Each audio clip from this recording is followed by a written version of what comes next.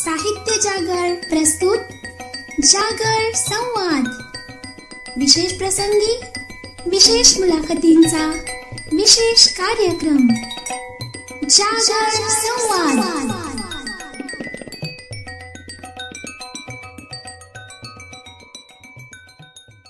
नमस्कार रसिको, साहित्य जागरच्या सर्व श्रोत्यांना प्रकाश पंडागळेचा नमस्कार.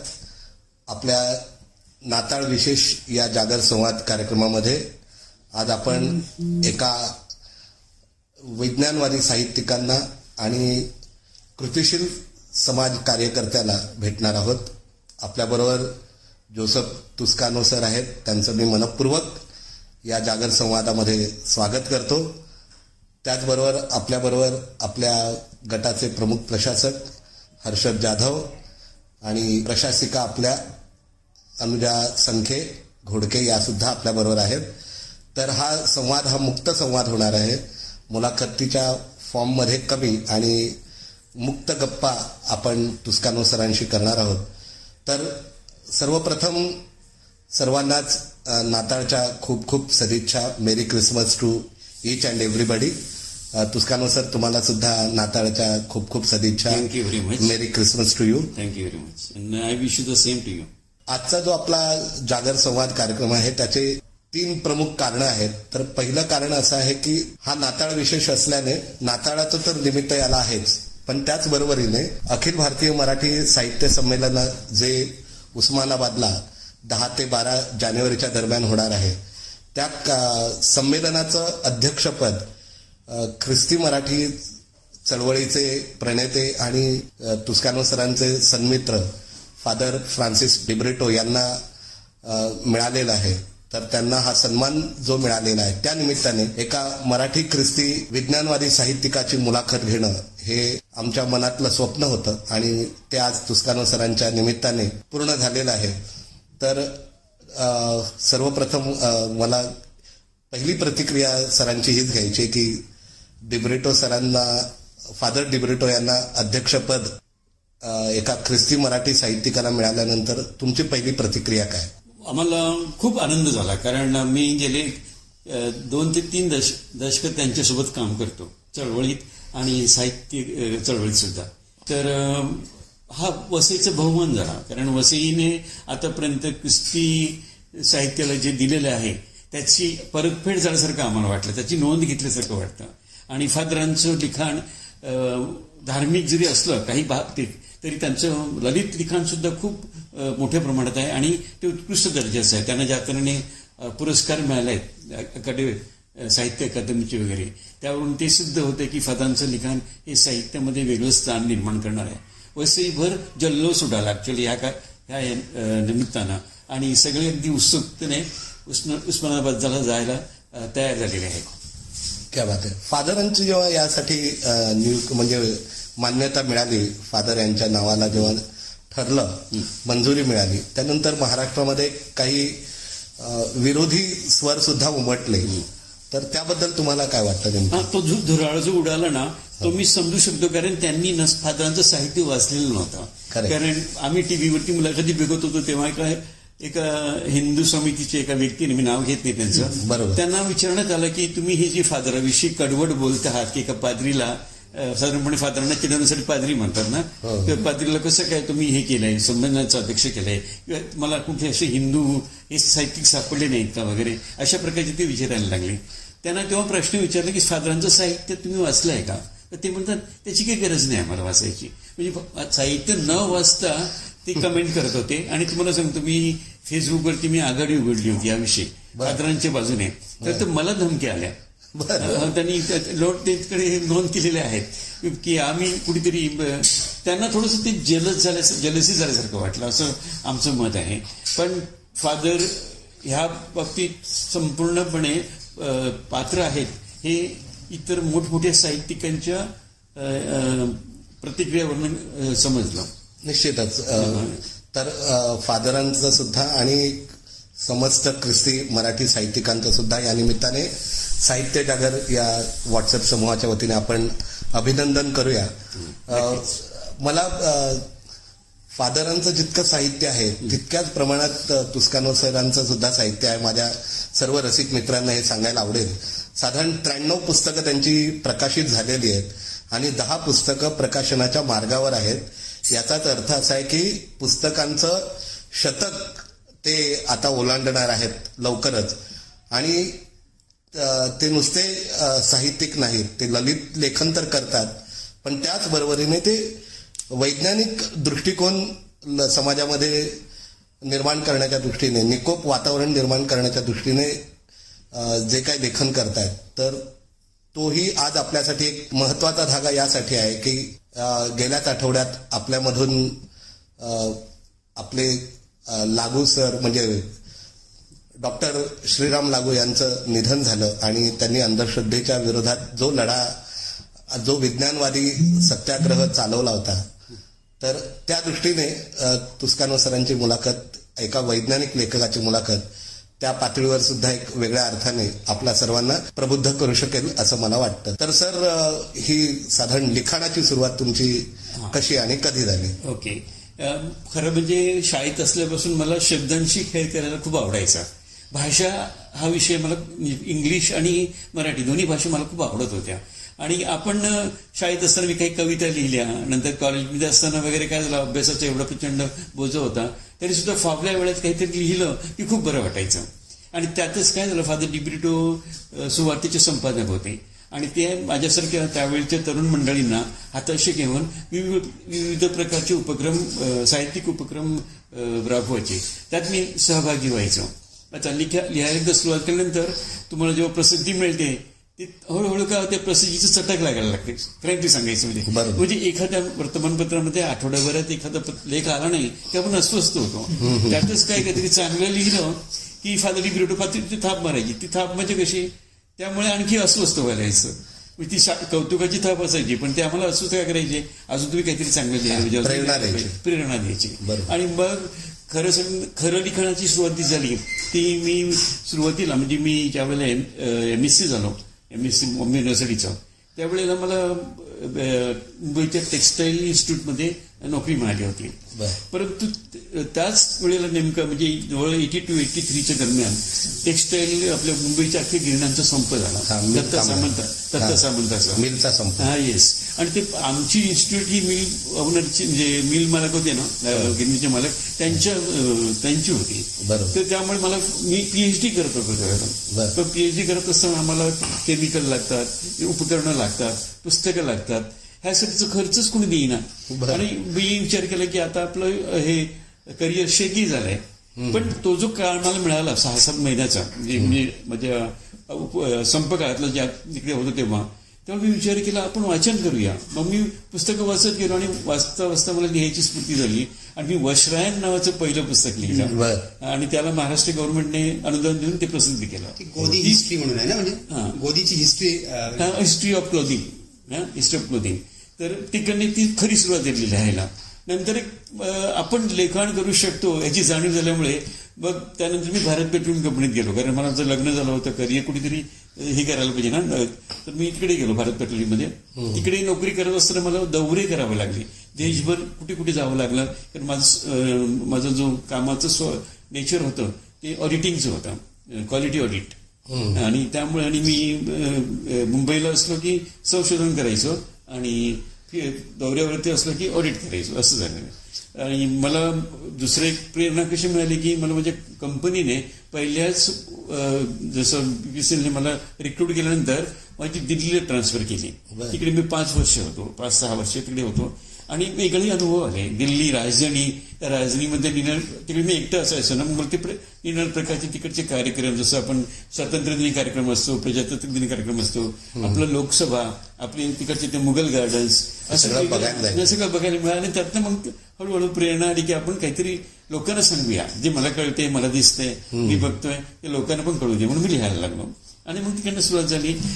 आता तुम्ही एक महत्वाचा मुद्दा म्हणला की विज्ञान लिखाण. ऍक्च्युली ती विज्ञान लिखाणाचं असं झालं की एक मनामध्ये पॅशन होती की वैज्ञानिक दृष्टिकोन हा पसरला पाहिजे सगळ्या ठिकाणी. आज आपण सायन्स आणि टेक्नॉलॉजीच्या सगळे सुखसोयी उपभोगतो, पण आपलं मन तसं मानसिकता जी आहे ती वैज्ञानिक नाहीये. अजून आपण अंधश्रद्धेकडे बघत असतो, घाबरतो आपण. बरोबर, देवाला घाबरतो आणि इकडे देवाचा पराजय म्हणून डॉक्टर लागूनच ते हे आहे ते मला तिकडे पटलं की देवाला रिटायर करा म्हणून. कारण घाबरून धर्म होत नाही. आता मी तुमच्याविषयी मला जर आदर असेल आणि तर तुम्ही किती कडक बघा, पण मी प्रेम असलो की आपण एकमेकाशी डायलॉग करू शकतो. बरोबर. मग मी देवाशी डायलॉग करू शकलो नाही, खरं सांगतो फ्रँकली. आणि त्यात आमच्या त्या प्रार्थनावरील म्हणून सांगितलं ना, ते एवढ्या कठीण आहेत हे म्हटलं आपल्या बस की बात नाही असं मला वाटलं. आणि ते शिवधनुष पेलायचं म्हणजे खूप कठीण वाटायला लागलं. त्यापेक्षा आपण सामान्य माणसासारखं वागूया, पुढच्या माणसाला, समोरच्या माणसाला देव मानूया. ही माझी म्हणजे धारणा आहे. आणि त्यातनं मग मी लिखाण केलं. आणि त्यानंतरच मला कदाचित तुम्ही नंतर तो प्रश्न विचारणार असाल चळवळीविषयी, हरित वसई चळवळीविषयी. बरोबर. आता निमित्ताने तुम्ही सुरुवातच केली आहे, तर या हरित वसई चळवळीची सुरुवात कशी आणि का करावीशी वाटते? म्हणजे याच्यात तुमच्या बरोबर कोण कोण होते आणि त्याचा नेमका परिणाम काय झाला? ओके. आता वसईमध्ये तुम्हाला माहिती आहे, पश्चिम भागाला जे काही शेतकरी आहेत त्यांच्याकडे जमिनी आहेत, ते छोटे छोटे जमिनी, जास्त नाही, म्हणजे 2 तुकडे इकडे 1 तुकडा तिकडे असे पसरले वगैरे लावणे. एक्झॅक्टली. हा बरोबर, झाडं लावली 10. हा बरोबर आहे. तसंच. आणि थोडीशी वांगी, टोमॅटो वगैरे असे पालेभाज्या वगैरे. तर त्यावेळेला तिकडे ती एक संघटना उदयास आली, कुठली? Builder lobby. बिल्डर विरारची. म्हणजे ते आपण आता कोणाचं नाव वगैरे घेऊन कोणाला एक नाव नाही होत, कारण काय, कारण आता सगळं बदलत चाललंय. पण त्या लॉबीने काय केलं, शेतकरी लोकांना आमिष दाखवली. तुझी जमीन विक, तुला मी 10 लाख देतो. ही जमीन विक, तुला मी 2 लाख देतो. आणि 10 लाख 2 लाख ही गरीब शेतकऱ्यांसाठी खूप आमिष, टेम्पटेशन झालं ते. बरोबर. आणि असंच झालं, तुमची जमीन विकली, त्यांची जमीन विकली, आणि मध्ये माझी आहे, मग मला पण विकावी लागली. असं करत करत सगळी जमिनी विकायला लागली आणि जमिनीत बिल्डिंग उभं राहायला लागली. सगळा हरितपट्टा त्यांनी घेतला. आणि विकासाच्या नावाने बोंबाबोंब. अशा वेळेला मग आम्हाला ते जाणवलं की आपली शेतकरी बांधव नांदली जात आहेत. मग फादर डिब्रोटो सारखी मंडळी पुढे आली आणि आम्ही त्यांना सपोर्ट केला. मी खरं म्हणजे हरित वसईमध्ये PROचं काम केले, पब्लिक रिलेशन ऑफिसर. म्हणजे विज्ञान लेखक वगैरे लिहायचं ना, खाऱ्या पाण्याची रिपोर्ट, नंतर पर्यावरणावरती लेख, माझ्या मठामध्ये लोकसत्तेमध्ये लेख यायचे. आणि त्यामुळे एकदम मला गाडीत मारलं पण होतं, कारण मी फादरांचं हे उजवा हात आहे वगैरे असं समजून. तर ती चळवळ त्यावेळेस झाली. त्यानंतर दुसरं काय झालं, पाण्याचा उपसा. आमच्याकडे विहिरीत पाणी असायचं ना वसईला पहिल्यांदा. पाण्याचा उपसा एवढा भरमसाठ झाला की ते समुद्रातलं खारं पाणी विहिरीत यायला लागलं. पाणी खारट म्हणलं, प्यायला पाणी मिळत नाही, रोगराई वाढली. मग आमच्याकडे बायका पण एकत्रित झाल्या. त्यांनी मी सांगितलं की आम्हाला असं खराब पाणी मिळतंय, आम्ही हे पाणी उपसू देणार नाही. तर पाणी उपसायचं आंदोलन झालं.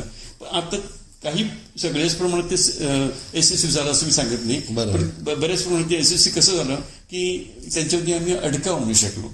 जे भरमसाठ चाललं होतं ना, पाणी विकणे हा व्यवसाय झाला होता. आणि आम्हाला एवढं तडफडायला व्हायचं, पाणी विकतात कसे काय. आता आपण बाटलीमध्ये पाणी पितो, पण तिकडे गावातल्या लोकांची भावना कशी, आमची विहिरीचं पाणी म्हणजे मोफत सगळ्यांना फ्री. बरोबर. तसं होत नव्हतं. आणि म्हणून या चळवळीत मी पडलो आणि ती चळवळ काही प्रमाणात यशस्वी केली. बरोबर. पण या चळवळीनंतर जो तुम्ही आता उल्लेख केला, तुम्हाला मार वगैरे मिळाला किंवा मग ते नेमकं जास्त विसरांनी यासाठी जाणून घ्यायचंय की समाजामध्ये चांगल्या कामाला कसा विरोध होतो. तर ते नेमकं कसं, म्हणजे ट्रेनमध्ये ते एक विशिष्ट ग्रुप होते की कोणी तुम्हाला पाठवलं त्या मारण्यासाठी वगैरे, नेमकं काय होतं ते? म्हणजे तुम्ही प्रवास करताना तुम्हाला ट्रेनमध्ये विरार स्टेशनला मला मारण्यात आलं होतं.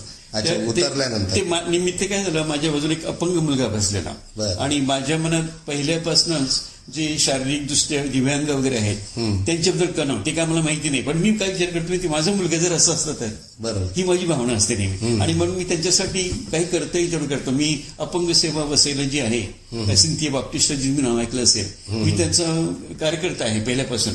म्हणजे त्यांची सभा संमेलनं होतात त्यावेळेला मी इकडे जातो, मुलांना उचलून गाडीत ठेवायचं, त्यांना आणायचं, हे सगळं काम मी प्रेमाने करतो. आणि ती सुद्धा एवढ्या हक्काने की मी एकाच दिवशी कार्यक्रमाला गेलो नाही एखाद्या वर्षी तर मला मारतात.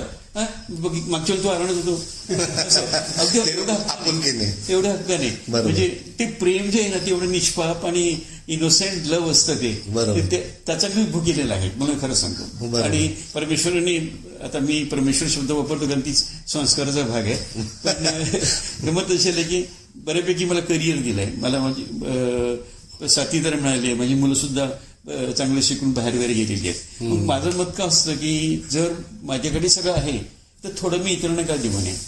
आणि दुसरं काय झालं, त्याच आमच्या चळवळीला धार्मिक रंग लावण्यात आला होता. ख्रिस्ती लोकांची चळवळ आहे म्हणून. आणि तो पुस्तकानं आम्हाला खूप त्रास झाला, कारण लोक दचकतात, घाबरतात वगैरे. त्यानंतर मी जर ते हिटलरचा तो हा होता ना गोबेल्स, तो कसं चुकीचं 4-10 वेळा सांगायचा, लोकांनी चुकीचं गोष्ट खरी वाटायची, पसरायची, तसं वसेलं झालं असं नाही. मग कधी कधी ते लोक रागवायचे आमच्यावरती, ही एवढीशी माणसं आमची विरुद्ध, आमच्या धनाढ्य लॉबी विरुद्ध हे करतायत. मग ते असे मारहाण बिरहाण करून, धमक्या देऊन किंवा अशी पत्र पाठवून हे करत दहशत निर्माण करायची. पण आता ती दहशत गेलेली आहे. आता थोडंसं झालं काही राजकारणात ते लोक मंडळी आली आणि त्यांना आता सभ्यपणाने थोडं वागावं लागतं. बरोबर आहे, हिलाच लागतं. बरं, हरित वसईच्या चळवळी बरोबरच तुम्ही ख्रिस्ती मराठी साहित्य चळवळ सुद्धा एक मोठ्या प्रमाणात फोफावली आणि त्याचेच आज फळ आहे की फादर डिब्रेटोंना अखिल भारतीय मराठी साहित्य संमेलनाचं अध्यक्षपद प्राप्त झालं. तर या मराठी ख्रिस्ती परंपरेविषयी तुम्हाला नेमकं काय सांगता येईल? ऍक्च्युली ही परंपरा खूप मोठी आहे. 400-500 वर्षापूर्वी फादर स्टीफन्स वगैरे इकडे येऊन गेले. ते परदेशी लोक होती, त्यांनी मराठीचा अभ्यास करून मराठीमध्ये लिखाण केलंय. आणि ती परंपरा पुढे चालू ठेवताना आपले फादर डिब्रेटो सारखी जी मंडळी आहे त्यांनी सुवार्थेच्या माध्यमात, सुवार्थ मासिक आहे तुम्हाला माहिती असेल, त्या माध्यमातून काय केलं, म्हणजे सारस्वतातून ते इतर मोठी लोक आहेत त्यांना एकत्र आणलं, आम्हाला सहकार्य करायला किंवा आमच्या लिखाणामध्ये इन्व्हॉल्व्ह करायला. मी स्वतः परिसंवादामध्ये मोठमोठ्या लोकांच्या मुलाखती घेतल्या. तेंडुलकर म्हणा, नंतर बरेचशी मंडळी त्यावेळची जी होती, माधव गडकरी वगैरे, आणि त्यांना आम्ही आमच्या प्रवाहामध्ये ओढून आणलं. तर त्यांचा सपोर्ट आम्हाला, कुसुमाग्रज तर आमच्या पाठीशी होता, बरोबर, नाशिकची. तर अशा मंडळीमुळे काय झालं, आम्हाला प्रेरणा मिळाली. त्यात काय झालं, आमची बोलीभाषा जी आहे त्या तिकडची बोली लोकल भाषा आहे, पण त्या मराठीला जवळ आहे. आता आम्ही मुंबईला जायचो कॉलेजला ना, तर आमचं नाव ख्रिश्चन जोसेफ तुस्कानो, ओके, आणि मी मराठी बोलतो. ते सगळं चकित व्हायची की तुला मराठी कसं येतं. त्या सगळ्याचे आमचे संस्कार, आमची संस्कृती सगळी हिंदू आहे. आम्ही तिथनं कर्मण झालेलो आहोत आणि त्या संस्कृतीनंतर त्या भाषेशी सुद्धा आमची नाळ जोडलेली आहे. तर अशा प्रकारे आणि एक फादरांनी असे लोकांना प्रोत्साहन दिलं तरुण मंडळीला की सायमन मार्टिन, सिसिलिया कार्वालो, मी स्टॅनली गोन्झाल्विस, टिपन परेरा अशी तरुण मंडळी लिहायला लागली त्यावेळेला. आता आम्ही सगळे लिहितो आणि आमच्या नावावरती पुस्तक आहेत आणि सारस्वतमध्ये आमचं नाव झालंय, कारण त्यांनी आम्हाला बरेचसे पुरस्कार पण दिलेले आहेत. तर ह्या चळवळीचं मुख्य कारण आमचे एक फादर डॉमिनिक आबुरी होते, सुवर्णचे पहिले संपादक, त्यानंतर बिशप झाले, आणि त्यानंतर फादर डिब्रेटो. ही 2 लोक मंडळी, या दोघांनी वसईमध्ये मराठी रुजवली आणि वाढवली, आणि नंतर इतर लोक साथीला आले. ती गोष्ट वेगळी. ख्रिस्ती मराठी चळवळ जेव्हा सुरू झाली तेव्हा सुरुवातीला त्याला सारस्वतांनीच बऱ्यापैकी विरोध केल्याचं आम्हाला आठवत आहे. तर त्याचं नेमकं कारण धार्मिक होतं की आणखी काय झालं, सुरुवातीचं लिखाणही धार्मिक होतं. तर धार्मिक लिखाण केलं म्हणजे यांचं मत कसं माहिती का, प्रसार करतायत, प्रचारासाठी करतायत. पण त्याचं असं नव्हतं. जसं आपल्या गीतेवरती किंवा आपल्या उपनिषदावरती लिहिलं गेलंय ना, तसं आम्ही बायबलवरती लिहिलं. कारण बायबल रोजच्या रोज दर रविवारी आम्ही मिसाला जायचो, फादरांचं प्रवचन ऐकायचो, बायबलची माहिती मिळवायचो. मग ती मनामध्ये मंथन सुरू व्हायचं ना. मग ते लिहिताना येशू ख्रिस्त, मरिया माऊली किंवा त्याची धार्मिक लोक, संत मंडळी आहे, त्यांचा आमच्यावरती प्रभाव पडत गेला आणि मग आम्ही त्यांच्या जीवनावरती लिहायला लागलो. तर हे झालं काय, काही लोकांना मंडळींना असं वाटलं की हे लोक प्रचारासाठी लिहित आहेत, म्हणून आज फादरांना सुद्धा विरोध का होतोय की त्यांचं लिखाण धार्मिक आहे असं सांगतात.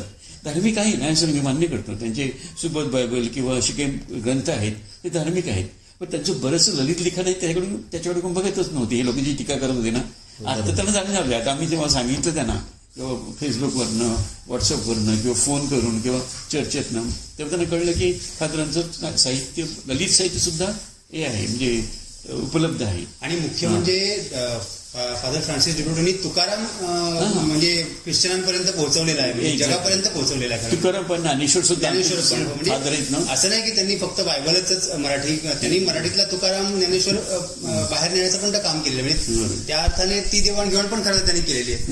पण ते कसं आहे, ते माहीत असूनही अनेकदा ते माहिती किंवा धार्मिक जो उन्माद असतो किंवा जो आजच्या काळात जे काही सगळं चाललंय त्याचा तो भाग असू शकतो. एक्झॅक्टली. आणि फादरांचं दुसरं वैशिष्ट्य काय, व्याख्यानं इतकं सुंदर बोलतात ना, रसवंती त्याच्यातनं वाहत जाते अशी परिणाम. आणि त्यांच्या लिखाणामध्ये व्याख्यानामध्ये ज्ञानेश्वर, तुकाराम, रामदास हे सगळी मंडळी असते, म्हणजे त्यांचं वाचन अभ्यास झालेला आहे आणि ते आपण मान्य करायला पाहिजे. मी जेव्हा आता फादरवरती एक पुस्तक लिहित होतो तेव्हा मला जाणवलं की फादरने किती प्रचंड लिखाण केलंय. तर सर, आता तो प्रश्न मला असा विचारायचा होता या निमित्ताने, नाताळच्या निमित्ताने आपण हा कार्यक्रम करतो आहोतच, आणि तुम्ही आत्ताच सांगितलं की परमेश्वर हा तुम्ही फक्त संस्काराने शब्द वापरता, म्हणजे तुमची वैज्ञानिक कसोटी जी आहे ती फार पक्की आहे. म्हणजे परमेश्वराला तुम्ही फार मानत नाही, बरोबर ना? म्हणजे एक प्रकारे तुम्ही नास्तिक आहात. नक्कीच आहे. बरोबर. तर आता सरळ आपण धर्मचिकित्सा करायची ठरवली वैज्ञानिक दृष्ट्या, तर तुम्हाला ख्रिस्तांनी केलेले जे चमत्कार बायबलमध्ये लिहिले जातात किंवा ते सांगितले जातात किंवा वचनं त्यांच्यामध्ये सांगताना ते चमत्कार सांगितले जातात, तर त्याबद्दल तुमचं नेमकं काय मत आहे? आता चमत्कारेश्वर नमस्कार नाही, ह्यामुळे काय झालं, प्रत्येक धर्माने चमत्कारी निर्माण केले. बरोबर. आता जे येशू ख्रिस्ताचं म्हणायचं तर असं म्हणतात की त्याने आंधळ्याला बरं केलं, बहिरांना ऐकायला कान दिले वगैरे, अपंगांना बरं केलं. ऍक्च्युली ते चमत्कार नव्हते, साक्षात्कार होते. येशू ख्रिस्त हा एक चांगला काउन्सिलर आहे आणि त्यांची भाषा, त्यांचं ते बोलणं असं होतं की सामान्य माणसं ते पटायचं. त्यांनी काय सांगितलं, तुम्हाला जसं तुम्ही पृथ्वीवरती आलेला आहात ते तुम्ही एक्सेप्ट करा, स्वीकार करा आणि चांगलं जीवन जगायचा प्रयत्न करा. ह्या प्रबोधनातनं ते लोक उल्लसित झाले आणि त्यांना खरोखर दिसायला लागलं असं नाहीये, पण त्यांना एक दृष्टी आली, दृष्टिकोन आला त्यांच्याकडे. ते बहिरे वगैरे त्यांना कळलं की आपण बहिरे असो तसं आपण चांगल्या तऱ्हेने जगू शकतो.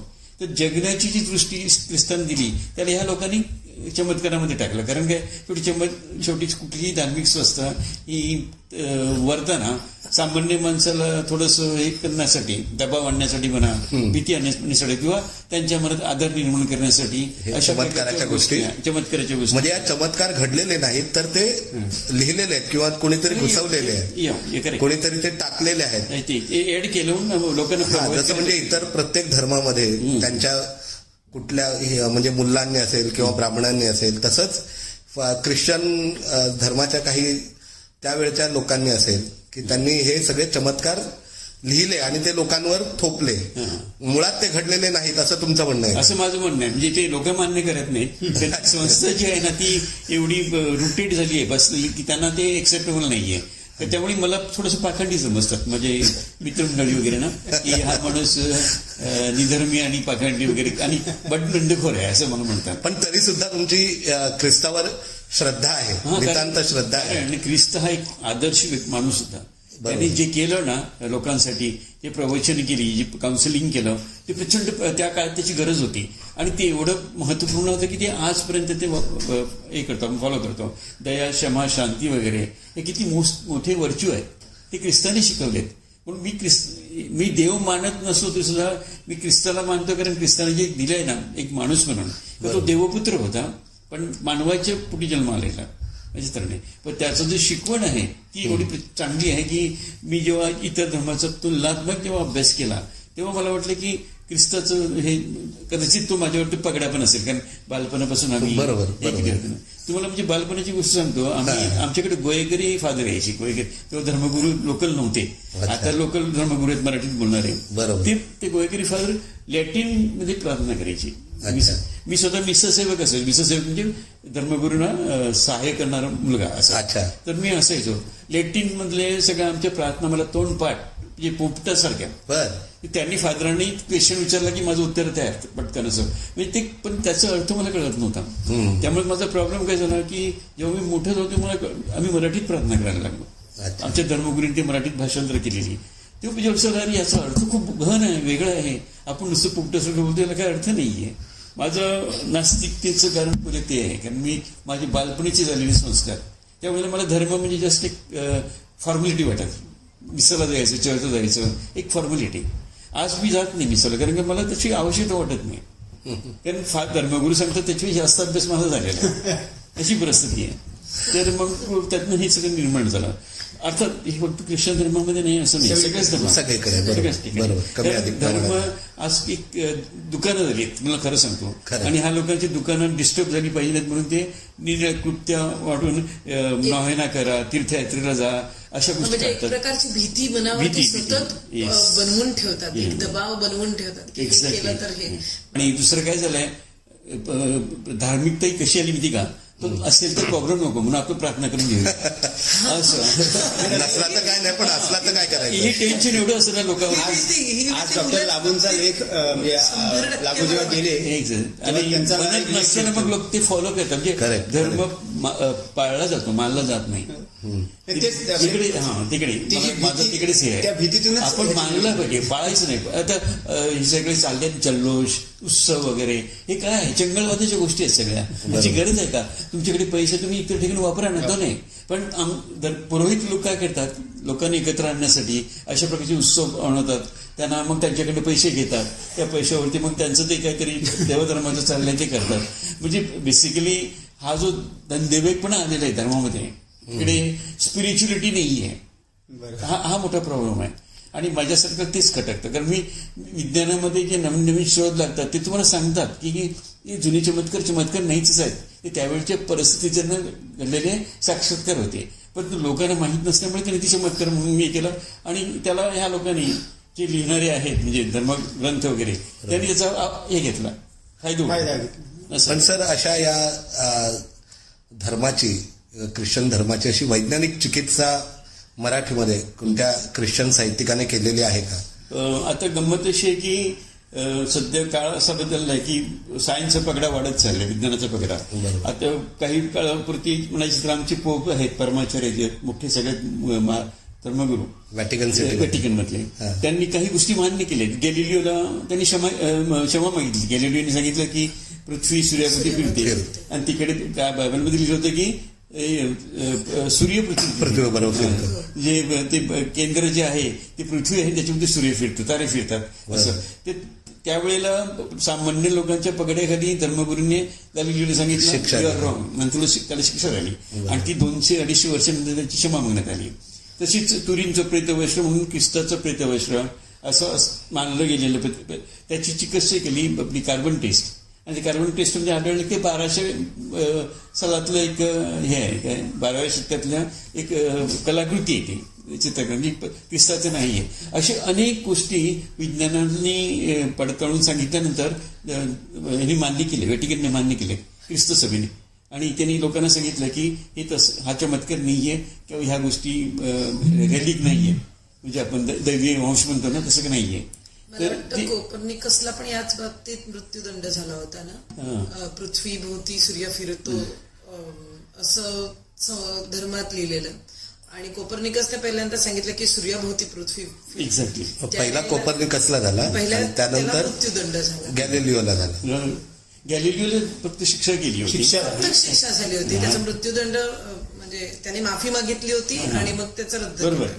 ती म्हणजे अशा तऱ्हेने मी माफी मागतो, परत ती फिरतेच, म्हणजे कोण पृथ्वी सूर्यावरती फिरतेच असं तो बोललेला. पण ते त्यांनी हळूहळू बोललेलं, हळूच घाबरला प्रसंग होता तो. बरोबर, त्याचं सध्या त्यांनी कायम ठेवलं, पण माफी मागितली. ते असं सध्या चाललंय. आणि माझं आता विज्ञान लेखक किंवा माझं मिशन कसं आहे की विज्ञानाचा प्रसार करणे, वैज्ञानिक दृष्टिकोन विशेषतः लहान मुलांमध्ये, म्हणजे मुलांमध्ये, कारण त्यांची पाठी कोरी असते. तिकडे आपण ते अक्षर गिरवतो ना, ते त्यांच्यासाठी संस्कार होतात. मोठी माणसं प्रिजुडाईस असतात, म्हणजे ते काय करतात, सर्व बोलतात आणि नंतर हे करतात काय त्यांच्या आहे ते एरी म्हणजे मागले असं होतं. ते तसं होतं कामा नये. बरं, विज्ञान साहित्यिक म्हणून तुम्ही जी पुस्तकं लिहिलीत, एवढी इतक्या विज्ञान कथा तुमच्या प्रसिद्ध आहेत, तर एखाद्या विज्ञान कथेने प्रभावित होऊन एखाद्या रसिकाने, श्रोते, वाचकाने तुम्हाला कधी काही प्रतिक्रिया दिल्या आहेत का? किंवा एखाद्या मोठ्या सायंटिस्टने तुम्हाला या संदर्भात तुम्हाला काही शाबासकी किंवा त्या संदर्भातलं जे तुम्ही तत्वज्ञान विज्ञानाचं मांडलं असेल तर तसा काही अनुभव आहे ना. पहिल्या प्रथम म्हणजे मी मोठ्या माणसाचंच नाव सांगतो, डॉक्टर जयंत नारळीकर. ते जागतिक ख्यातीचे शास्त्रज्ञ, बरोबर. ते लिखाण पण करतात. बरोबर. माझी त्यांची मैत्री अशी की ते आमच्या घरी येऊन 2-2 दिवस राहिले. आपल्या घासातल्या घरी. माझ्या घासातल्या घराचं नाव हायकू आहे. हायकू तुम्हाला जपानीज कविता, म्हणजे तशी आमची सख्य जुळलेलं आहे. तुमच्या संग्रहाचं पण नाव आहे का तसंच काही? काव्य संग्रहाचं पण नाव आहे का तुमच्या तसं काही? नाही, काव्य संग्रह एकच आहे माझा. चुकून सुचलेल्या माझ्याकडे ते कॉपी नाही तर मी दिली असते तुम्हाला. आणि तुम्हाला ते कदाचित मी असं करीन, तुम्ही जे मला सांगितलं होतं ना की रेकॉर्ड करून, ते रेकॉर्ड करून तुम्हाला पाठवीन. एक वेळेला 5-5 साहित्य अकादमीच्या एका संकलनात पण तुमच्या कविता आहेत ना, कवींच्या संकलनात. ते तुम्हाला कसं कळलं? Wikipedia, internet. तर मी डॉक्टर जयंत नारळीकर बरोबर सरासमजा सांगत होतो. ते माझे गुरु आहेत या विज्ञान क्षेत्रात, म्हणजे साहित्य क्षेत्रात विज्ञानाच्या. तर माझ्या विज्ञान लिहून झालं की तुम्ही त्यांना तिकडे पाठवायचो. पण ते एवढे स्ट्रिक्ट आहेत ना, ते म्हणे विज्ञानाला पराविज्ञानाचा मुलामा लागता कामा नये. ते अस्सल विज्ञान असलं पाहिजे. बरं, हे विज्ञान आणि पराविज्ञान म्हणजे काय? आता विज्ञान म्हणजे जे शोध लागले, ज्याचं सिद्ध झालंय ते. पराविज्ञान म्हणजे तुम्ही कल्पना करता की तसं होऊ शकेल. मी तुम्हाला एक उदाहरण सांगू का त्याचं? मी एक कथा लिहिली होती. कशी होती की फरशा नावाचा एक शेतकरी आणि त्याची बायको ती मनी म्हणून, तर ती मनी कायमची आजारी असे. लग्नानंतर तिचे त्यात खूप प्रेम होतं, पण ती सतत आजारी असायची. आणि फरसा छोटा शेतकरी होता, त्याची केळीची बाग होती. केळीच्या बागेत तुम्हाला माहिती असेल राहटाने पाणी आम्ही जेव्हा देतो ना, तर शेवटचा तो तांड असतो तो जास्त भरतो. कारण काय, आपण राहट सोडल्यानंतर जो पाणी जातो सगळं ते शेवटच्या ओळीत येतो. शेवटच्या ओळीमध्ये जी शेवटची केळी असते तिला पहिला नंबर येते, कारण का भरपूर पाणी मिळालेलं असतं. ओके. तर एक वर्ष असं होतं की फरशा भावनावश लागल्या वसंत शतकामध्ये पाणी देत होतात केळीला. आणि त्याने बघितलं एक ती शेवटची केळी खूप मोठी झाली आहे, याची मुलगी तारुण्यात येते ना तशी. तर मग त्याने आवेगाने तिला आलिंगन दिला त्या केळीला. आणि त्याच केळीला जे लोंगर आलं एक महिन्याभरात, त्यातलं पहिलं केळ मुलासारखं दिसत होता. आता ही गोष्ट विज्ञानामध्ये बसणारी नाही, ही बरे विज्ञान आहे. पण मी काय दाखवलं की फरशेची इच्छा जणू काही त्या केळीने वनस्पतीने मूर्त स्वरूपात अशी कथा लिहिली होती. सरांनी मला झणझणीत पत्र लिहिलं, अशा प्रकारच्या कथा लिहिणार असेल तर तू लिखाण बंद कर. तर तुम्ही कान पकडले, म्हटलं आता लिहायचं ते फॅक्च्युअल लिहायचं. म्हणजे आता विज्ञान कथा कसं एक्स्ट्राप्रिडिशन ऑफ द ट्रूथ, म्हणजे जे सत्य आहे त्याचं हे करायचं, आधीच प्रिडिक्शन करायचं. बरोबर. आणि ते कसं की ते विज्ञानाच्या कक्षेत बसलेलं असलं पाहिजे. म्हणजे इकडनं माणूस निघाला चंद्रावरती आणि तो तिकडे पोहोचणार 24 तासामध्ये किंवा अशा प्रकारे. तर मी त्याला सांगितलं 1 तासात पोहोचेल वगैरे, पण तेवढी टेक्नॉलॉजी आपल्याकडे आहे का? नाही. मग मी तसं लिहू शकत नाही. मग तो का आजच्या अग्निमनाला लागेल तोच माझ्याकडे द्यावा लागेल. तर असा तो फरक आहे. तर मी आतापर्यंत जो प्रयत्न करतोय की जे सत्य आहे या सत्याला थोडंसं ललित कथेचं मुलामा देऊन, शेवटी विज्ञान कथा असतं, कथा असतं मानवी जीवनात घडणाऱ्या, मानवाशी भावभावनेशी निगडीत असलेल्या. पण ती त्यात असं होतं कामाने की मी त्याला तुम्हाला विज्ञान शिकवतो असं होतं कामाने. फक्त त्या कॉन्सेप्टचा वापर करायचा. हा रंजक पण वाटला पाहिजे आणि प्रबोधन पण केलं पाहिजे. पण सर मग यासाठी विज्ञानाचा अभ्यास पण खूप प्रगाढ करावा लागत असेल. साधारणपणे अभ्यास केल्याशिवाय विज्ञान तुम्हाला येणारच नाही. आणि मी जे लिहितो माझ्या विषय म्हणजे आता पेट्रोलियम आहे, 30 वर्ष मी पेट्रोलियम मध्ये काम करत होतो. ते तिकडचे ते खनिज तेलापासून पृथ्वीच्या पोटातलं खनिज तेल ते काढून त्याचं हे करणे, शुद्धीकरण करणे, नंतर निघले पदार्थ, त्या पदार्थांचा वापर आणि सामान्य माणसाच्या जीवनामध्ये हे पदार्थ कुठे कुठे वापरले जातात, तरी कशी त्याची बचत केली पाहिजे, वाचवली पाहिजे. कारण पेट्रोलियमचं प्रमाण होत चाललंय. तर अशा प्रकारचं तुम्हाला नॉलेज असल्याशिवाय तुम्ही कसं लिहू शकत नाही ना. विज्ञानाचं तुम्ही सायंटिस्ट असलं पाहिजे, तुम्ही सायंटिस्ट असलं पाहिजेत वगैरे असं नाहीये. तुम्ही कॉमर्स आर्टचे असला पण तुम्ही जर अभ्यास केला अभ्यास पाहिजे तर तुम्ही विज्ञान कथा लिहू शकता. सर आता तुम्ही पेट्रोलचा विषय काढलाच आहे आणि तुमचा इतका मोठा अनुभव या क्षेत्रातला आहे. प्रबंधक म्हणून तुम्ही पश्चिमी बरोबर पश्चिमी भागाचे प्रबंधक होतात आपण आणि निवृत्त झालात. तर हे पेट्रोलचं जे काही जागतिक आर्थिक राजकारण आहे, तर ते नेमकं राजकारण आहे की नेमकी ती सद्यस्थिती स्थिती काय नेमकी? खरंच पेट्रोल जगात कमी आहे का ते कमी दाखवलं जातं? आता खनिज तेल जे पृथ्वीच्या पोटामध्ये सर्वत्र युनिफॉर्मली पसरलेलं नाहीये. ती काही ठिकाणी मजबूत आहे, म्हणजे गल्फ कंट्रीमध्ये जास्त आहे, रशियनच्या ह्याच्यामध्ये खडकामध्ये जास्त आहे, आपल्याकडे फार कमी आहे. आपली गरज फक्त 40% भागू शकेल एवढंच आपल्याकडे खनिज तेल आहे. आता काय होतं, एका देशातून दुसऱ्या देशात जेव्हा प्रोडक्ट जातो तेव्हा तर पैशाचा प्रश्न येतो, आर्थिक उलाढाल, आणि आर्थिक उलाढाल ही मुख्य कारणीभूत आहे. पेट्रोलचे भाव वगैरे वाढतात ना, हे आर्थिक बाबींमुळे होतात. त्यात कुठलं राजकारण नाही, काही नाहीये. पण राजकारण असं खेळलं जातं की आता समजा पाकिस्तानला खनिज तेल हवं आहे आणि भारताला हवं आहे, तर अमेरिकेचे आपले संबंध कसे आहेत ना त्याच्यावर अवलंबून कोणाला द्यायचं ते ठरतं, आणि ते इन्फ्लुएन्स करतात रशियाला किंवा गल्फ कंट्रीला, तुम्ही यांना द्यायचं अशा तऱ्हेने. तर याच्यात हा अर्थकारण सगळ्यात मोठा भाग आहे, आणि त्यामुळे खनिज तेलाचं वाटप वगैरे जे युनिफॉर्मली होत नाही. जसं पृथ्वीच्या पोटामध्ये सुद्धा खनिज तेल सारख्या प्रमाणात नाही, तसंच हा प्रकार इकडे झालेला आहे. अनेक संशोधन या संदर्भात निघालेली आहेत. पेट्रोलला पर्याय म्हणून काही पर्याय निर्माण झालेले आहेत. आम्ही जसं ऐकलं होतं की तामिळनाडूमध्ये एका व्यक्तीने एका वनस्पतीपासून काहीतरी इंधन बनवलं होतं, रबर पिल्ले, आणि त्या पिल्ले नाव त्यांचं बरोबर, इथेनॉलचा वापर करून किंवा इथेनॉलचा वापर करून, किंवा आता बॅटरीवर चालणारी वाहनं वगैरे जे आहेत. तर जे काही रमण पिल्लेंचं हे होतं, तर ते आपल्या देशात वापरलं का जात नाही, किंवा ते खरोखर उपयुक्त होतं की केवळ ती एक शोबाजी होती? ते एक थोतांड होतं. प्रायमरीली ज्या राजकारणी लोकांना यातलं काही कळत नाही त्यांना हे केलं, दुनिया झुकती आहे झुकाने वाला चाहिए असं त्याला केलं. जेव्हा शास्त्रज्ञात उतरले तेव्हा त्यांना कळलं की फसवणूक आहे, ते थोतांड होतं. एथेनॉलचं तुम्ही म्हणालात ना, एथेनॉल पेट्रोलमध्ये मिक्स करून वापरता येते, नो प्रॉब्लेम. पण झालं काय, त्यामुळे पेट्रोलचं खप कमी होतो. जेव्हा मी आज सध्या 10% वापरतात ना, 10% पेट्रोल कमी संपतं एथेनॉल वापरल्यामुळे. त्याची ऊर्जा पण चांगली असते बऱ्यापैकी. तर अशा प्रकारे नवीन नवीन शोध लागत आहेत. आता काच गरज ही शोधाची जननी आहे, बरोबर, त्याप्रमाणे नवीन नवीन शोध लागतात. जसं तुमचं डिझेल आहे, त्याच्यात एक जत्रोपाचं तेल वापरताना, जत्रोपा तुम्ही नाव ऐकलं असेल ना,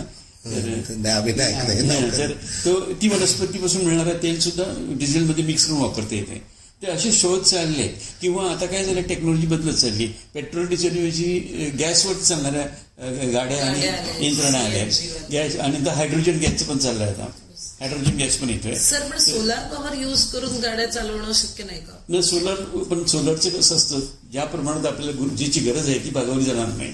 त्या सोलरचं कसं, सूर्य कसं तळपतोय, तो तुम्हाला किती प्रकाश देतो त्याच्यावरती अवलंबून आहे. हिवाळ्यात किंवा पावसाळ्यामध्ये सूर्यप्रकाश तेवढंसं मिळत नाही, त्यामुळे ती पूर्ण नाही. पण एक पर्याय म्हणून जे कसं त्याचा वापर करता येईल.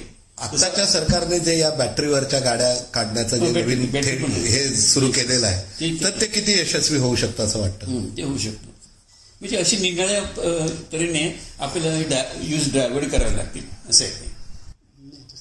सर, मगाशी तुम्ही बोलत असताना असं म्हणालात, बोलता बोलता उल्लेख केलात की तुम्ही फादर डिब्रिटन बद्दलचं पुस्तकाचं लिखाण करत होता. त्या पुस्तकाबद्दल थोडंसं. ते झालं की आम्ही ते पुस्तक पुण्यातल्या एका प्रकाशकाने मला सांगितलं की आपल्याला फादरांविषयी पुस्तक लिहायचे, कारण एक तर त्यावेळेला तो धुराळा जांभूळ आला होता कुठला विरोधाचा, आणि दुसरं म्हणजे त्यांनी काहीतरी वसईला चौकशी केली की फादरावरती पुस्तक लिहिणारं कोण आहे. तर 7-8 लोकांनी माझंच नाव सुचवलं की त्यांचा जवळचा मित्र आहे. तर मी ते ऍड केलं नाही असं नाही, पण मी त्यांना काय म्हटलं, फादरांची परमिशन घेऊन तुम्ही पब्लिश करा. फादरांचे परमिशन, कारण त्यांना आवडेल ना आवडेल ते पण बघितलं की त्यांना तुम्ही ते प्रूफ दाखवा, त्यांनी ओके केलं. तर नंतर फादर माझ्या लक्षात आलं की फादरांना आता प्रसिद्धी नको आहे. ते म्हणाले की मला प्रसिद्धी नको आहे, आणि ह्या सध्याचा काळ जो थोडंसं क्रिटिकल आहे, म्हणजे संवेदनाक्षीण, अशा वेळेला लोक कुठला अर्थ काढतील का सांगता येत नाही, त्यामुळे आपण स्थगित करूया. तर हे पुस्तक फ्रीज करून ठेवलंय. बरं, आता तुम्ही संवेदनाक्षम काळ आहे ज्या अर्थाने म्हणालेला आहात, तर आत्ताचा जो नवीन NRC ऍक्ट आलेला आहे, आणि ज्याच्यामुळे या देशामध्ये मोठ्या प्रमाणावर आंदोलनं सुरू झालेली, बरोबर आहे. तर तुम्हाला एक या देशाचा नागरिक आणि सजग साहित्यिक म्हणून तुम्हाला याबद्दल काय वाटतं? आता ह्या सगळ्या नव्या नियमातनं हेतू काय आहे तो आपल्याला अजून स्पष्ट झालेला नाहीये. आता कॅबचं काय म्हणतात ते लोक की देशामध्ये सगळं हिंदू लोकांना बोलवायचं. म्हणजे आता तो गैरसमज पण होऊ शकतो. हिंदूंची संख्या माहिती नाहीये त्याविषयीचा माझा तसा अभ्यास संपूर्ण झालेला नाहीये. मी तर ते घेणार आहे वाचायला आणि समजून घेणार आहे. कारण ते राजकारण याच्यात राजकारण आहे की समाजकारण आहे हे आपल्याला समजल्याशिवाय आपण त्यावर प्रतिक्रिया नाही देऊ शकत. व्यक्त होणे बरोबर दिसत नाही. जिकडे समाजकारण आहे तिकडे मी असणार. कारण राजकारण असेल तर कोणाचा तरी हेतू असतो वेगळा. ते एक व्यक्तिगत हेतूसाठी देशाचं नुकसान होणार पाहिजे नाही. आणि देश आपल्या गुन्ह्या गोविंदाने नांदतोय ना तो ते चाललंय व्यवस्थित कशामध्ये डिस्टर्ब करायचं असं मला वाटतं. सर तुम्ही अनुजाने जसं तुम्हाला विचारलं फादर डिब्रुटनच्या संदर्भातल्या पुस्तकाविषयी तसं तुम्हाला आणखी एका पुस्तकाची मागणी तुमच्याकडे आलेली आणि ते झालेलं आहे पूर्ण असं तुम्ही ऐकलं मी तुमच्याकडूनच. जी आपली पर्यावरणवादी मुलगी ग्रेटा त्याच्यावर तुम्ही तिचं चरित्र लिहिलं आणि मेहताने लगेच घेतलंय. महिन्याभरात येणार माहिती. अच्छा पण तो कसा अनुभव होता म्हणजे तुमचं तिच्याशी प्रत्यक्ष हे झालेलं आहे की तुम्ही मुळात काय झालं असं ते पर्यावरण हा माझा एकदा आत्मीयतेचा विषय. हो हरितवस्तीपासून. कारण मी स्वतः ज्या ठिकाणी काम केलं ना पेट्रोलियम पदार्थच पर्यावरणाची वाट लावतायत प्रदूषणाने. माहिती आहे ना ते कुठेतरी गिल्टी कॉम्प्लेक्स पण आहे माझ्यामध्ये की आपण कुठेतरी या लोकांना शिकवलं पाहिजे याची बचत कशी करायची आणि हे कसं नीट वापरायचे. ती कॉस्टली अफेअर पण आहे. आता बघा आपण मार्केटला जायचं असेल 5 मिनिटावरती आपण चालत जात नाही. आपण गाडी काढतो स्कूटर काढतो तिकडे आपण पेट्रोल घालतो हवेचे प्रदूषण करतो व्यायामाला मुकतो. या सध्या गोष्टी आपण लक्षात घ्यायला पाहिजे नाही का. आणि मग ती ग्रेटरसारखी पोरगी तिला ती एवढी अस्वस्थ झाली आक्रोश करते की माझं भविष्य काय माझं भविष्य नसेल तर मी शाळेत कशाला जाऊ. ही अपील होणारी गोष्ट आहे. मला मुलं फार आवडतात पहिल्यापासून आणि तुझं पर्यावरण माझ्या आवडीचा विषय म्हणून मी ते पुस्तक घ्यायला घेतलं तिची अख्खी माहिती गोळा केली. त्यात माझ्या मुलांसाठी पर्यावरणावरती होणारे परिणाम मुलांवरती होणारे परिणाम म्हणजे प्रदूषणाचे वगैरे अशी काही माझ्याकडे माहिती होती ती केली आणि मग ते 100 गुणाचं पुस्तक झालं. महिन्याभरात ते येईल तर माझ्यासाठी एक आनंदीचं हे असेल कारण काय कुठे माझा विषय मी मांडलेला आहे. तुमच्यासाठी असेल तसा तो आमच्यासाठी असेल कारण आतापर्यंत कसं ते जागतिक पातळीवरचं सगळं हे असल्यामुळे इंग्रजीतूनच त्याबद्दल वाचायला मिळालेलं आहे किंवा छोट्या छोट्या स्फुटलेखांतूनच माहिती मिळाली. पण आता या निमित्ताने ती पूर्ण एक स्टोरी सर्व आपल्या वाचकांपर्यंत पोहोचेल आपल्या मराठी भाषेतून पोहोचेल हे महत्त्वाचं. आणि सर तुमचं लहान मुलांबद्दलचं पण लिखाण खूप आहे म्हणजे लहान मुलांसाठीचं तर त्याबद्दल पण आम्हाला थोडंसं सांगा. कारण मुलांसाठी मी तेव्हा एक वक्तव्य केलं तुमच्या लक्षात असेल की मुलांची मनाची पाठी कोरी असते. बरोबर. त्यावरती आपण एखादे विचार मांडले ते संस्कार होतात त्यांच्यासाठी. आणि मुलं तुम्हाला सांगतो मला एवढी पत्र येतात ना वाचकांची मुलांची पत्र जास्त असतात आणि ती शंका विचारतात. शंका म्हणजे कशी एकदा मी आगीपासून रक्षण करण्यासाठी स्टोरी लिहिली बालकथा म्हणजे एक ती घटना असं रंगवून वगैरे मी दिलेलं होतं त्यावेळेला म्हणजे माझी ट्रान्सफर दिली तर ती कथा लिहिली बालकथा म्हणजे त्यावेळेला यायच्या सत्तेमध्ये मतामध्ये वगैरे. ते वरळीच्या त्या 7वीच्या मुलीने मला पोस्टकार्ड पाठवलं. त्यात काय लिहिलं प्रिय आजोबा तुझी मी स्टोरी वाचली तेव्हा मी 35 वर्ष होतो. बिचारीला काय माहिती तुझी स्टोरी वाचली असं पण नाही डायरेक्ट तुझी स्टोरी वाचली पण त्यात 2 पॉईंट मला कळले नाही ते तुम्हाला समजावून सांगा. मी काय केलं मी विचारलंय आणि दुसरं कार्ड घेतलं कारण डॉक्टर जे नाणगरीच करतात ना कार्डावरती मुलांना उत्तर देतात. मी तिला ते स्पष्ट केली 2 पॉईंट आणि गंमत म्हणून खाली काय लिहिला तुझा आजोबा वय वर्ष 37. पण आता झालं काय पुढच्या आठवड्यात आणखी कार्ड आलं आजोबा तुझं काही खरं नाही मला वाटलं काय झालं आता तुझं 73 वर्षाचं वय 37 लिहिलंय. तू ऍक्सेप्ट नाही घेतलं हा कुठेतरी ओल्ड माणूस आहे आणि आजोबा वगैरे तू 37 लिहितो माझं काही खरं नाही असं ते. तर अशी पत्र माझ्याकडे आहे. आणि तुम्ही जेव्हा विचारलं ना वाचकांचं कसं वाचक खूप लिहितात. 1-2दा असं भावनाशील पत्र की तुझं माझं एक पुस्तक आहे कुठलं तरी ललित लेखाचं तुमचं पुस्तक वाचून मी आत्महत्या करण्यापासून महत्वाची तर अशी काही इमोशनल पत्र पण येतात काही टीकात्मक येतात मी एक्सेप्ट करतो कारण काय टीका पाहिजेच त्याशिवाय आपण स्वतःला सुधारणार कसं आहे. आकाशवाणी आणि दूरदर्शनसाठी पण तुम्ही कार्यक्रम केलेले आहेत त्याचं काय स्वरूप आणि काय म्हणजे साधारणपणे पेट्रोलियम पदार्थ पर्यावरण आणि गुणवत्ता जे माझे ह्याचे विषय आहेत ते. आणि आता मी एक पुस्तक लिहिलं तुम्हाला ऐकायला आश्चर्य वाटेल मराठी मुलांसाठी इंग्लिश व्याकरण इंग्लिश ग्रामर अरे वा. कारण माझी पहिल्यापासून एक कळ होती की आपली जी स्थानिक मुलं आहेत वसईची वगैरे आहेत, आपण सगळं मराठी सुंदर बोलतो, पण तेवढंच इंग्लिश जगाकडे बघण्याची खिडकी आहे ना, तर त्याचं ग्रामर सगळ्यांना आलं पाहिजे व्यवस्थित. तर मला एका प्रकाशकाने मला आग्रह केला आणि मी क्लासेसमध्ये शिकवत होतो, MSc करत होतो ना, स्वतःच्या पायावरती उभे राहण्यासाठी. घरची परिस्थिती एवढी चांगली नव्हती, तर मी त्यावेळी जॉब पण केला त्या टेक्सटाईलमध्ये, क्लासेस पण करत होतो आणि MSc पण पूर्ण केला. ते दिवस म्हणजे मंतरलेले दिवस होते माझे 5 ते 4-5 वर्ष ना. कारण रात्री घरी पोचायचं 12 वाजता, त्यानंतर आणि सकाळी परत 5ला उठून बाहेर क्लास नोकरीसाठी वगैरे. तर पण ते दिवस कसे भरले कळलं पण नाही, पण खूप काही मला मिळालं, माहिती लोकांना भेटायला मिळालं. आज माझे विद्यार्थी कुठे कुठे जगभर गेलेले आहेत आणि त्या आठवण ठेवतात, ती कृतज्ञता त्यांची मला खूप भावते. बरं, तुम्ही मराठी विज्ञान साहित्यिक जे आता आहेत त्यात तुम्ही कोणाला आदर्श मानता, म्हणजे कोणाला फॉलो करता? मी अगोदर सांगितलं डॉक्टर जयंत नार्वेकर माझे गुरु आहेत. बरोबर. त्यानंतर मला डॉक्टर बाळ फुंके, मी जर नाव ऐकली असतील, निरंजन घाटे, लक्ष्मण लोंढे, ते माझे गेले, ते आपल्या आदाशीचे होते, लक्ष्मण लोंढे. नंतर सुबोध जावडेकर, हे माझे मित्र झाले. म्हणजे मित्र कसे, ज्येष्ठ मित्र, कारण मी त्यांच्या लिखाणावरनं आणखी स्फूर्ती घेत गेलो. आणि त्यामुळे जर का हा माझा गोतावळा जो आहे ना, तो माझ्यासाठी एक मोठा ठेवा आहे, लिखाणाच्या माध्यमातून मिळालेला. आता अनंत सामंत आहेत, ओळखतेस त्यांना, तर एवढे मोठं, पण माझी त्याची दोस्ती अशी आहे ना की म्हणजे अरे तू इथे चालच, पण आम्ही आठवड्याभरात नाही भेटलो की तिकडनं फोन येणार, तू आहेस कुठे, मग मी त्यांना तसं असं होतं आमचं म्युच्युअली. तर अशी काही मित्रमंडळी मला भेटली नाही, असं नाहीये की जी त्यांची मैत्री ही माझ्यासाठी खूप प्रेरणादायक ठरली लिखाणाच्या क्षेत्रात. नाहीतर लिखाण हे माझं क्षेत्र नव्हतंच नाही ना. मी माझं क्षेत्र आहे ते पेट्रोलियम आणि औद्योगिक क्षेत्र आहे, किती होतं. सर, एक प्रश्नासाठी तुम्ही आपल्या राज्य सरकारचं जे राज्य मराठी सांस्कृतिक मंडळ आहे किंवा त्याच्या माध्यमातून जे विश्वकोश निर्मितीचं काम सुरू आहे, त्या कामात सुद्धा सक्रिय आहात असं समजतंय, तर त्याविषयी थोडं सांगा का विस्ताराने? आम्ही पहिल्यांदा मराठी विज्ञान परिषद आणि महाराष्ट्र सांस्कृतिक मंडळ यांच्यातर्फे विज्ञान तंत्रज्ञान कोश केला होता विद्यार्थ्यांसाठी, आणि तो त्याला 5 वर्ष झाली.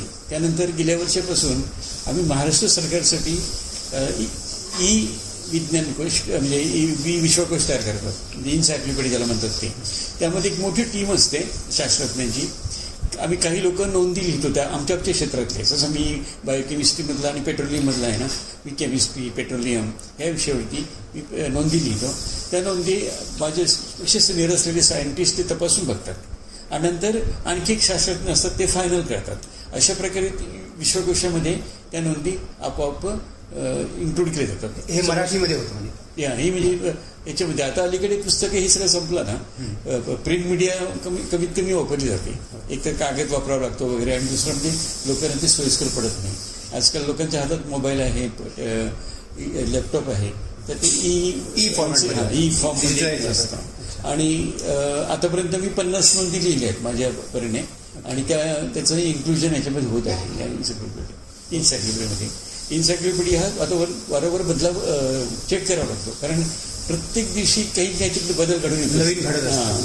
त्यामुळे काही वर्षानंतर त्याच्यामध्ये परत पुन्हा एकदा तो रिवाईज किंवा रिव्ह्यू करावा लागतो आम्हाला त्याच्यातली, आणि मग तो वाचकांसाठी उपलब्ध असतो. सातत्याने चालणारी प्रक्रिया आहे म्हणजे. या सातत्याने चालणारी बरोबर. ओके. आणि म्हणजे हे काम करत असताना आणखी एक काम तुमच्याकडे आलंय असं तुम्ही म्हणाल की म्हणजे ख्रिस्ती धर्माच्या संदर्भात काही विश्वकोश कोश निर्मिती करण्याचं काम चालू आहे, त्याच्याविषयी तुम्हाला विचारण्यात आलं. तर ख्रिस्ती धर्माविषयी साधारणपणे आपल्याकडल्या दुसऱ्या बांधवांना फारशी माहिती नाही, त्यामुळे फादर डी ब्रुटोने जो सुबोध बायबल लिहिलं ना, त्याला कारण ते होतं की अन्य धर्मियांना ख्रिस्ती धर्म काय तो कळावा म्हणून, बायबल काय ते कळावा म्हणून. त्याच आता ख्रिस्ती धर्म म्हटल्यानंतर 2 भाग आहेत, जुना करार आणि नवा करार. येशू ख्रिस्ताच्या जन्मानंतर नवा करार सुद्धा, त्याच्या आधी जुना करार होता. आणि ते जे ग्रंथ आहेत त्या ग्रंथाची माहिती, त्यातल्या पात्रांची माहिती, त्यातली समाज व्यवस्था त्या काळची, ह्या विविध विषयावरती आमच्या बिशपांना गव्हर्नमेंटने, महाराष्ट्र गव्हर्नमेंटने हा विश्वकोश तयार करायला सांगितलं. त्यांनी आम्हाला सगळ्यांना आमंत्रित केलं आहे. हे सरकारनेच तुम्हाला सुचवलेलं आहे? सरकारचा प्रकल्प आहे तो. आणि दिन आणि धर्मगुरूचे सहभागी आहेत, काही सामाजिक सहभागी आहेत, आणि आम्ही माझ्यासारखे काही लेखक वगैरे आहेत. मग आम्ही नोंदी करणार आणि बिशपांची जी कमिटी आहे त्यांनी नेमलेली ते तपासून बघणार, म्हणजे ऑथेंटिक आला पाहिजे माहिती. कारण विश्वकोशाचं काय असं असतं, सगळी माहिती चुकीची, तिकडे असं होईल, मला असं वाटते, माझ्या कल्पनेप्रमाणे, असं नाही आहे. ते असं झालंय, हे असं झालंय, घडलंय, ठाम असलं पाहिजे, ठाम इतिहास.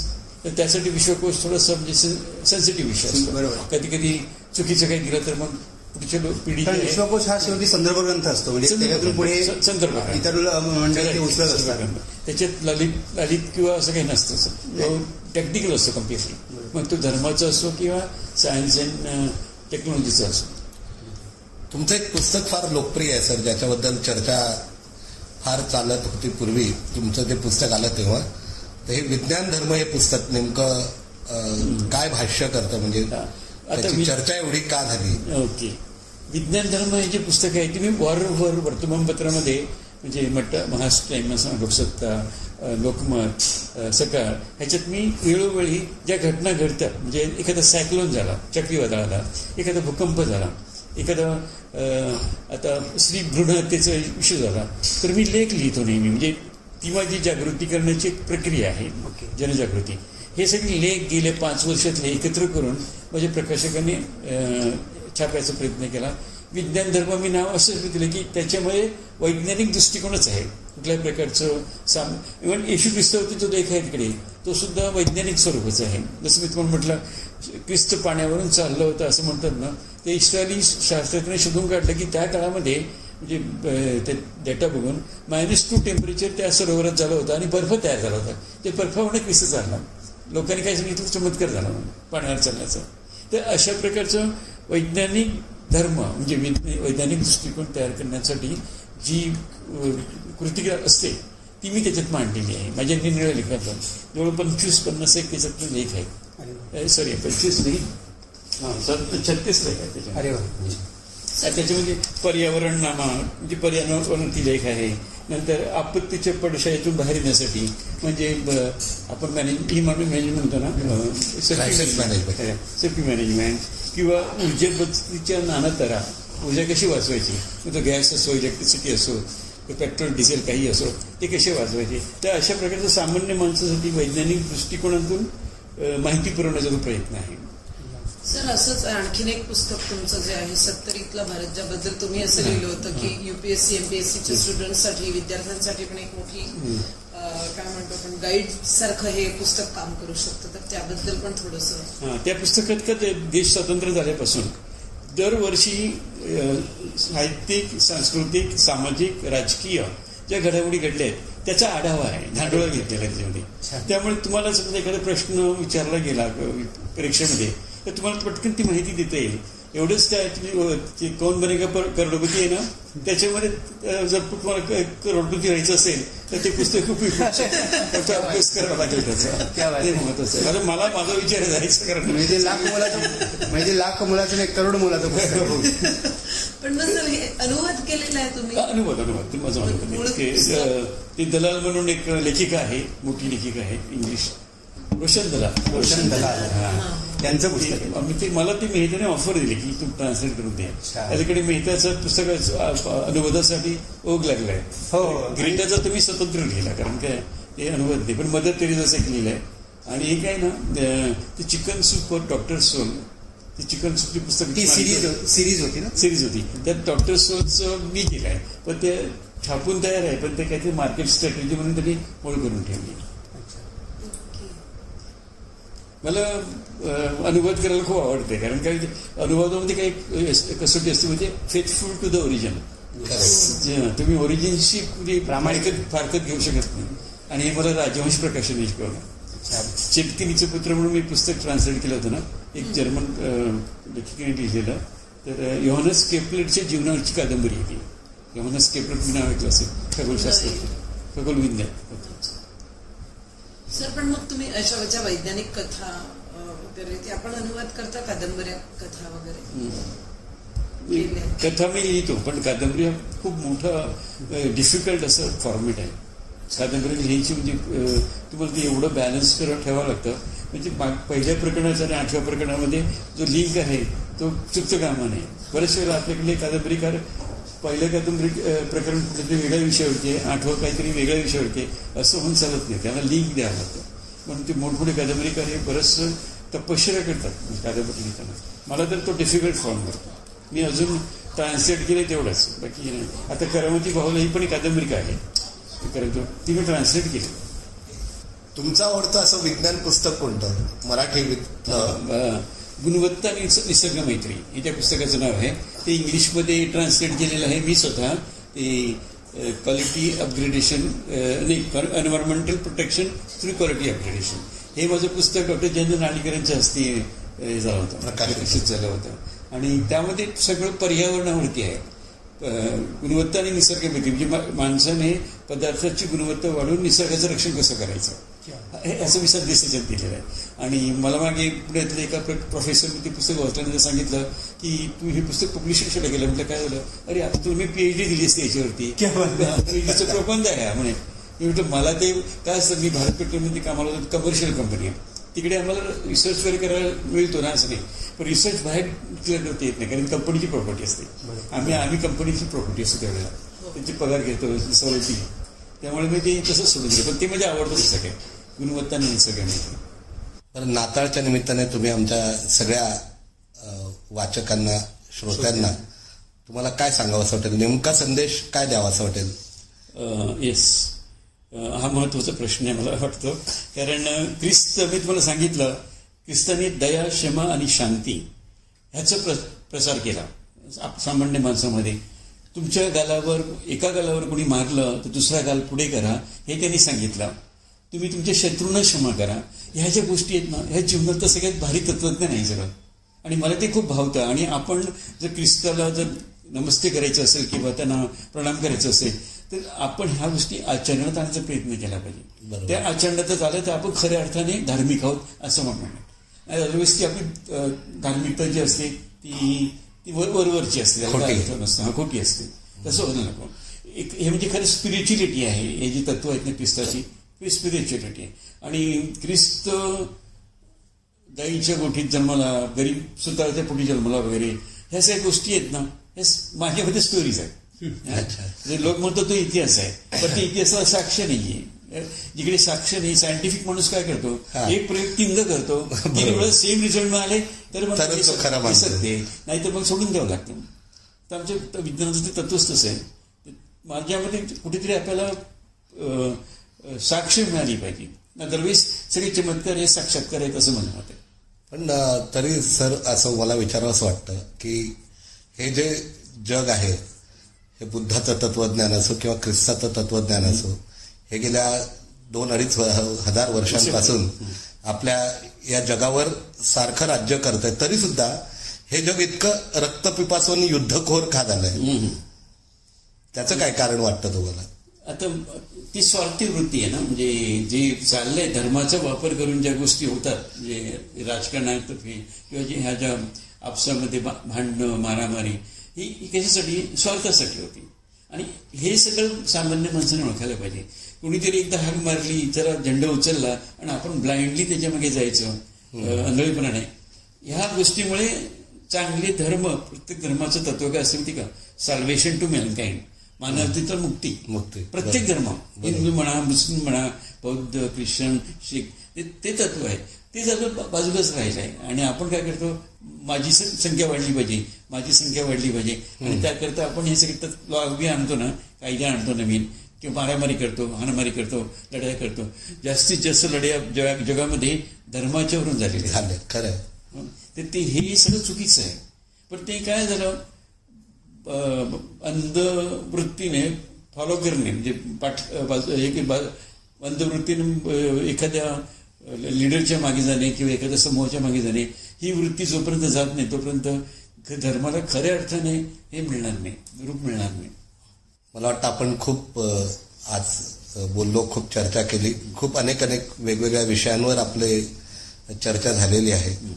साहित्यिक म्हणून सुद्धा, कृतिशील समाजसेवक म्हणून सुद्धा, आणि एक धर्माचे चिकित्सक म्हणून सुद्धा तुम्ही खूप अनमोल असं मार्गदर्शन आम्हा सर्व श्रोत्यांना केलेलं आहे. तर मला वाटतं आपण या एका पॉझिटिव्ह नोटवर की या नाही आपण थांबूया, पण मी असं सुचवेन सर तुम्हाला की तुमच्या न सुचलेल्या कविता बरोबर कविता सादर करून आपण याचा अंत करूया. बरोबर. त्या माझ्या कविता काय खूप लोकांना आवडल्या ते सांगतायत, म्हणजे मला फीडबॅक मिळतोय. पण खरं म्हणजे कविता हा माझा प्रांत नाहीये. पण काय असतं, आपण जे लेखक लोक आहोत, आपण अस्वस्थ लोक असतो. ती अस्वस्थता कधी टपकतील सांगता येत नाही. आणि मग तुम्हाला लिहिल्याशिवाय मी रात्री 2 वाजता उठून लिहायला बसतो. एरवी मला एवढी गाठ झोप लागते ना. अस्वस्थता हे सर्जनाचं म्हणजे कारण आहे असं मानलं तरी हरकत नाही. सर्जन हे अस्वस्थतेनंच होत असतं. ही कविता त्याचं नाव नातं असं आहे. कविता अशी आहे, एकदा मी खूप संतापलो आणि क्रूस उचलून चक्क चुलीत घातला. क्रूस म्हणजे ख्रिस्ताचं ते प्रतीक. एकदा मी खूप संतापलो आणि क्रूस उचलून चक्क चुलीत घातला. म्हटलं तुझा माझा संबंध मिटला, पण तो जळालाच नाही, चूल मात्र विजली. क्या बात आहे. त्यानंतर एकदा क्रुसाला दूर समुद्रात फेकून दिलं. पण तो पुण्याचे सोडाच ऐटीत पाण्यावरती उभा राहिला आणि जलाशयावरती पाऊल खुणावती मला खुणावू लागला. तो ख्रिस्त पाण्यावर चालला होता हा संदर्भ इकडे आहे. बरोबर. तो ख्रिस्ताचा चमत्कार मानला जातो. ते त्या संदर्भात मला एक सांगायचं होतं की आता शेवट काय लागलंय की त्यावेळेला त्या सरोवरामध्ये इकडे ख्रिस्त चाललं होतं ना, -2 डिग्री टेम्परेचर होतं आणि बर्फाची लादी झाली होती. त्या बर्फाची लादी होती, ख्रिस्त उभा होता आणि तो सरकत चालत होता गेला. तर तो संदर्भ इकडे आहे. म्हणजे त्याला वैज्ञानिक आधार आहे असं. तर एकदा क्रुसाला दूर समुद्रात फेकून दिलं, पण तो बुडण्याच्या सोडाच ऐटीत पाण्यावरती उभा राहिला. जलाशयावर पाऊल खुणावतीत मला खुणावू लागला. जमिनीत खोल पुरून बघितलं सुद्धा एकदा तर कोवळ्या कुंभासारखा तो पुन्हा वर आला. क्या बात आहे. क्रुसाला मारलेली मिठी सुद्धा सुटता सुटत नाही. वैऱ्याला क्षमा करून दुसरा गालपुढे करण्याची हौस पिटत नाही. क्या बात आहे. ते तुम्हाला तत्वज्ञान सांगितलं ख्रिस्तासाठी. बरोबर. मग असह्य होत जाते सारं आणि वाटते राहतं क्रुसाला विसरावं. पण तो तर सारखा आठवणीत येतो. साठवणीच्या उंजळीत क्षमेची दान देत जातो. क्या बात आहे. अशा त्या कविता आहेत चुकून सुचलेल्या. याला चुकून सुचलं कसं म्हणायचं हे नाही कळत. खरं म्हणजे आतलं असं तुमचं ते सगळं इथे आलेलं आहे. तर याच पॉझिटिव्ह नोटवर आपण हे क्षमेचं जे दान आहे ते आपल्या सगळ्या श्रोत्यांना सगळ्यांच्या उंजळीत ते जावं या सदिच्छेसह आपण. बरोबर. तुम्ही म्हणालात तसंच खरंच जो क्रूस आहे तो चुलीत टाकला काय किंवा समुद्रात भिरकावून दिला किंवा जमिनीत पुरला तरी तो त्याचा जो विचार आहे तो अजरामर विचार आहे. आणि त्या विचाराची गरज या जगाच्या अंतापर्यंत राहील. हा जो तुमचा संदेश या कवितेतून तुम्ही जो दिलात, या पॉझिटिव्ह नोटवर आपण आजची ही मुलाखत संपवूया. आपला हा संवाद थांबवूया. तुम्ही आम्हाला तुमचा वेळ तर दिलात, त्याबरोबर तुमच्या घरात येऊन तुमच्याशी संवाद साधण्याची आणि आमच्या सर्वांशी मनमोकळ्या गप्पा करण्याची जी संधी तुम्ही उपलब्ध करून दिलीत. आज एका मोठ्या कृतिशील समाजसेवकाबरोबर आणि वैज्ञानिक साहित्याबरोबर आमच्या सगळ्यांची ओळख झाली आणि आम्ही ही ओळख आमच्या साहित्य जागरच्या तमाम रसिकांपर्यंत पोचवत आहोत. तर या सर्वांसाठी आपण उपयुक्त जे सहकार्य केलं आहे त्यासाठी मी साहित्य जागर व्हॉट्सअप समूहाच्या वतीने आपलं खूप खूप मनपूर्वक आभार मानतो आणि ही कृतज्ञता आम्ही ठेवतो, कृतज्ञ राहू इच्छितो. कारण कृतज्ञता हीच एकमेव आपल्यासाठी अशी गोष्ट आहे जी अमूल्य गोष्ट आहे आणि ती चिरकाळ टिकणारी आहे. आभार हे विसरले जाऊ शकतात. तेव्हा मी तुमची कृतज्ञता व्यक्त करतो आणि आजचा हा जागर संवाद कार्यक्रम संपला असं जाहीर करतो. धन्यवाद. तुमची भेट सुद्धा माझ्यासाठी एक आठवण राहील एवढं मी निश्चित सांगतो. Thank you sir. थँक्यू. आभार.